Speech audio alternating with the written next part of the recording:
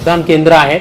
हे दोन्ही मतदान केंद्राच्या आज जिल्हाधिकारी साहेब आणि माझं आज संयुक्त भेट झालं होतं. त्या दरम्यान जिल्हाधिकारी कार्यालयातून अधिकारी आणि आपलं पोलीस विभागाच्याही DCPs, ACPs आणि सर्व बंदोबस्त करणारे अधिकारी उपस्थित होतो.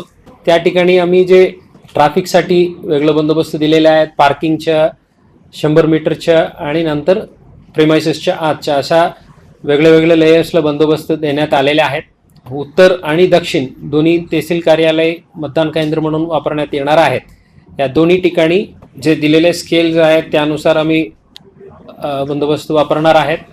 दोन्ही ठिकाणीच्या मतदान केंद्राच्या प्रभारी म्हणून ACP दर्जाचे अधिकारी तिथे स्थायी असणार आहे. त्यांच्यासोबत पूर्ण टीम्स आमच्या उपलब्ध राहील आणि ट्रॅफिकच्याही वेगळं नियोजन करण्यात आलेलं आहे. आता आमचं नियोजन अशा केलेले आहेत ज्या ठिकाणीतून गाडीतून डिबोर्ड करतात, म्हणजे जे 100 मीटरच्या एरिया जे आहे त्या ठिकाणीच त्यांना सूचना देऊन त्यांचे जे काही वाहन आहे तिथेच सर्व, बिकॉज पेन पण अलाउड नाही आहे, ते आतचे पर्टिक्युलर पेन अवेलेबल राहील त्याच वापरायची.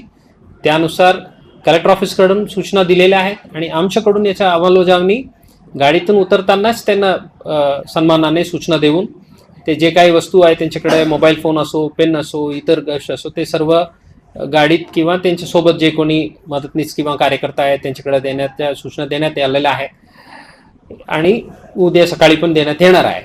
मतदाराकडे असा कोणी माणूस नाही आहे सोबत वगैरे असं असलं तर मतदान केंद्राच्या बाहेर याच्या सुविधा संबंधित तहसीलदार मार्फत करण्यात आलेल्या आहेत. त्या ठिकाणी डिपॉझिट करण्यात येईल.